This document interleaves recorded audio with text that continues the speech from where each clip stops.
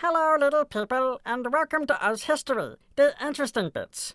The show where we find interesting bits of Australian history, in amongst the boring bulldust, such as the First Fleet or miners cooking bloody damper. I'm Medine Alvarez. To start, the Emu Wars. In 1932, the Great Depression was still a thing, apparently, particularly for the nice farming gentlemen of Western Australia.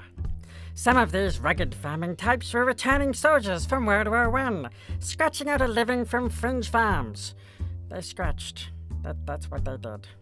They had been told to grow more wheat for the struggling nation, with the promise of subsidies if they did so. There was no subsidies. In the end, the government didn't give them any money. Enter the emu. Emu.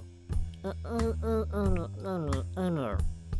Now that we have the pronunciation right, emus are large flightless birds that can grow to nearly 2 meters tall, but have tiny, tiny brains.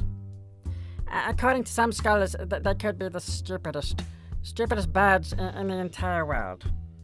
This was the cunning adversary the good farmers of Westralia faced. The emus, it seems, really loved wheat. They saw the wheat. They ate the wheat. There was no more wheat after they saw it. The good farmers of Westralia turned to this man, Sir George Pearce, the Minister for Defence, who had the misfortune of not actually having a war to fight at the time. And so they devised a plan, which involved sourcing some machine guns and then shooting at the emus. That was it. That was their plan. As plans go, not the greatest, if you ask me. But I am not a historian. I am in fact a cartoon character who is currently doing a community service bond. So, what do I know?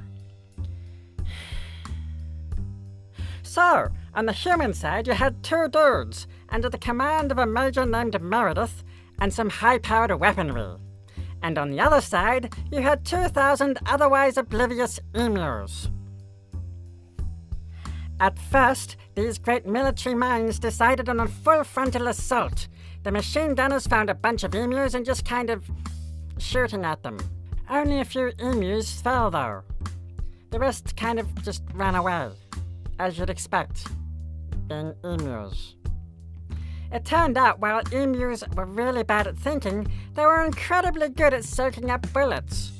The army commander actually said later, "If we had a military division with the bullet-carrying capacity of these birds, it would face any army in the world." Also probably helps if you don't know what a machine gun is.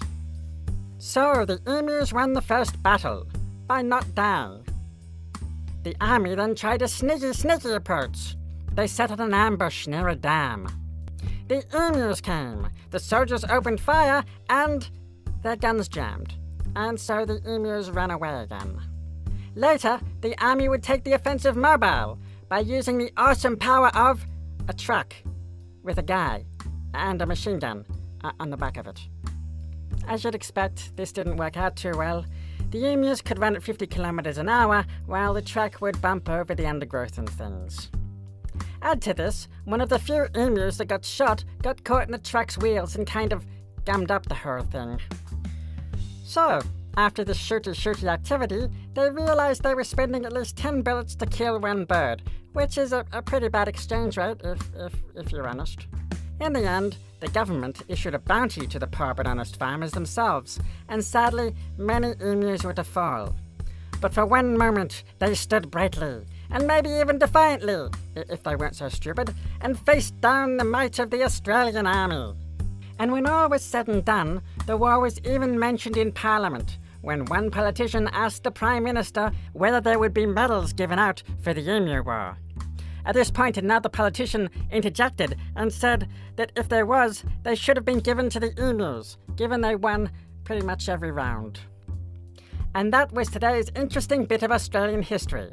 More next week, or until the judge says I can stop. I'm Medine Alvarez. Bye!